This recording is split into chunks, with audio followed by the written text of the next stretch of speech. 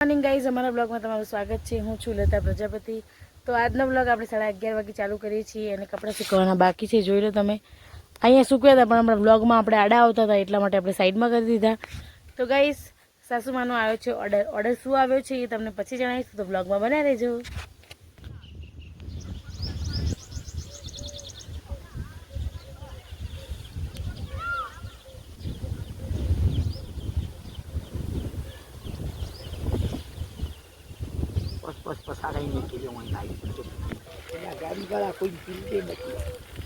અહીંયા બેસી ગયા ખેતરનો નજારો તમે જોઈ શકો। આજનું વાતાવરણ બહુ જ હવાદાયક છે।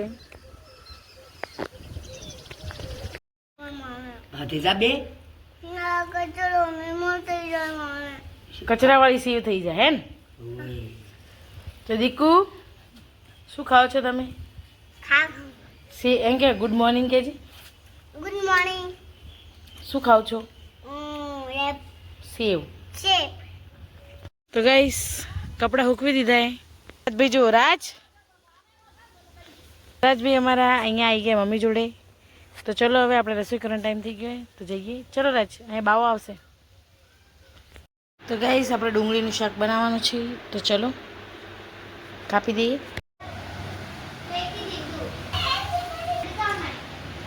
તો ગાઈસ, આપણે બનાવવાનું ડુંગળીનું શાક, તો જો ચલો બનાવી દઈએ ફટાફટ।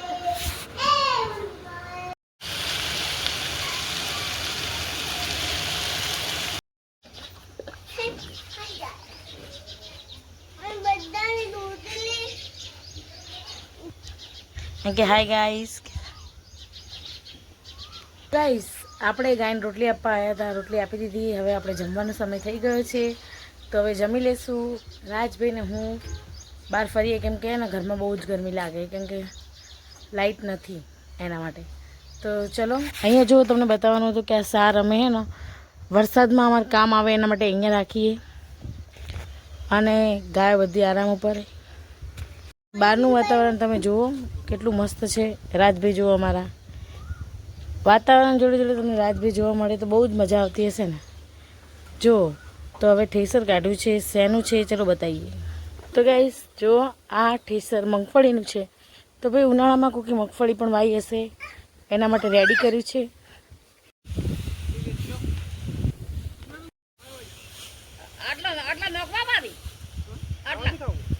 ગાઈસ, કડાઈમાં વાગી ગયા છે 1 અને આપણે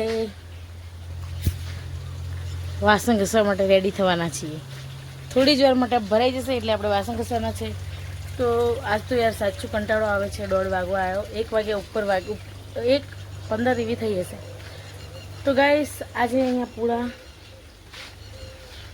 લીધા એટલે થોડું લેટ થઈ ગયું।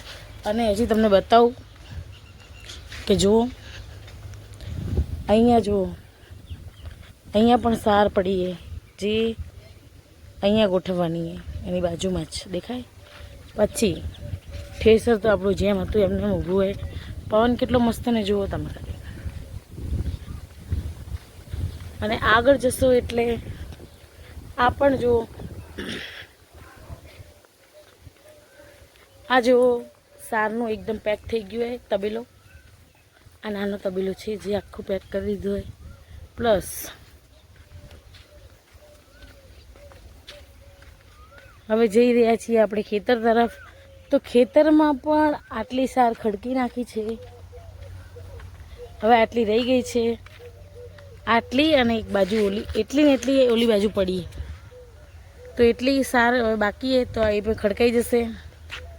ખેતરમાં કહાણા પડ્યા તો એ કાલે કઢાવવામાં આવશે। ભગવાનને પ્લે કરો કે આજે વરસાદ જેવું વાતાવરણ, પણ આજનો દિવસ ને કાલનો દિવસ વરસાદ ના આવે। અને બીજું બહારનું વાતાવરણ તો તમે જોઈ જ લીધું છે। તો ચલો હવે મહિન્દ્રા ટ્રેક્ટર, મને એમ્બિયન ટ્રેક્ટરનો બ્લુ કલર બહુ જ ગમે। અને આ રહ્યું ઠેસર જે સાફ કરવાનું છે। તો ચલો હવે, તો ગાઈસ આપણે મોઢું ધોવાની તો આદત છે જ, પણ હા હજુ આવી રીતે કરવાનું હોય, આવી રીતે તો એમ પરફેક્ટ લાગે। શું કહેવું તમારું? તો પાણી જોઈને મોઢું ધોવાની ઈચ્છા થઈ જ જાય, એટલે ધોઈ જ દેવાનું। કોઈને પૂછવાનું નહીં. તો ભાઈ ગરમી તો બહુ છે પણ ચાલશે. ગામડામાં તો એવું રહેવાનું, પણ બહાર પવન છે, ઘરમાં જઈએ તો ગરમી લાગે છે. જવું ક્યાં? તમે જ કહો. બહાર રહીએ તો શું થાય ખબર એમ? તમે લોકો ગુજરાતી હશો તો જો તમારામાં તો એવું હોય ના હોય અમને નહીં ખબર, પણ અમારામાં એવું છે કે બહાર આંગણામાં ખાટલા ઉપર બેસાય નહીં, પછી સુવાય પણ નહીં. કેમ ખબર એ? મોટાનું માન રાખીને. એટલે મોટા વડીલો આપણા ઘરમાં હોય તો આપણે એમને જોતાં ખાટલા પર ના બેસાય. એવો અમારા પ્રજાપતિમાં તો નિયમ જ છે. પછી બહારનો અમને ખબર નથી. બીજા બધા ઘણી બધી કાસ્ટ છે તેમાં આવો નિયમ છે.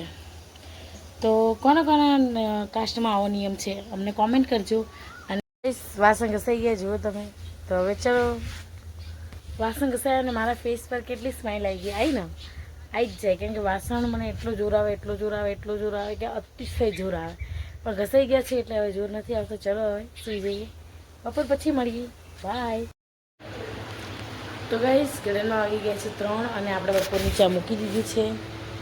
તો ચા બને છે, તો ચા પીને પાછા બધા કામે લાગી જશે. તો બ્લોગમાં બને રહેજો. તમને અમે બતાવીશું કે બધા શું કામ કરે છે. અને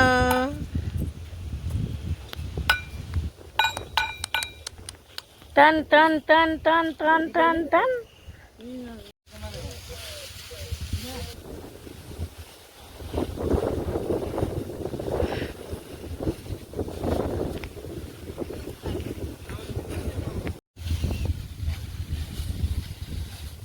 તો ગાઈસ અમારે જો સાર ખડકાઈ રહી, હવે થોડી જ બાકી રહી અહીંયા.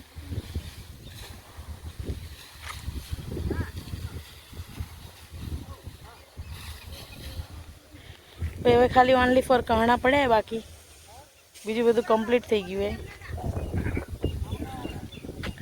તો ચલો હવે આપણે આપણી ડ્યુટી ઉપર આવી જઈએ. છાણ નંખાઈ ગયું. તો ગાઈસ છાણ નંખાઈ ગયું. તો હવે આપણે 3 વાગ્યાનું કામ પતી ગયું, જોઈ લો. તો ચલો હવે. તો ગાઈસ આપણે આવી ગયા છીએ કપડાં લેવા માટે. જે આઉટફિટ આપણે સવારમાં સૂકવ્યા હતા હવે સુકાઈ ગયા છે, તો આપણે કપડાં લઈ લઈએ ફટાફટ. અને જુઓ મારે ગાક્ષો મૂકવાની સ્ટાઇલ જો ક્યાં મૂક્યો હોય, માથું ઉડાવવા માટે. કેમ કે અમે તો અહીંયા આવીને ઘરની પાછળ જ માથું ઉડાવીએ એના માટે. તો ચલો ફટાફટ કપડાં લઈ લઈએ. તો ગાઈસ કપડાં લઈ લઈશું. અને હવે પવન પડી ગયો છે, ગરમી બહુ લાગે છે, એટલે વાતાવરણ કેવું બદલાઈ જાય ખબર જ નહીં પડતી યાર. તો ચલો હવે આવી રીતે જ બ્લોગમાં જોડાયેલા રહેજો. પછી બીજું કામ કરીએ એટલે મળીએ. આજુ જગ્યામાં દીકો